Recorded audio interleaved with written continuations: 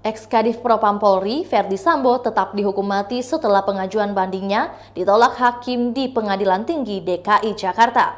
Artinya, Verdi Sambo akan tetap menjalani hukuman mati jika ia tak melakukan kasasi ke Mahkamah Agung. Keputusan itu pun harus diterima keluarga dan khususnya anak-anak Verdi Sambo.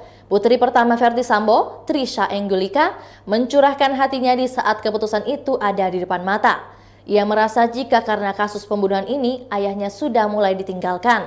Tak hanya itu, dari unggahan Trisha juga seperti ingin memperlihatkan kalau ayahnya mulai tak ditengok selama di penjara.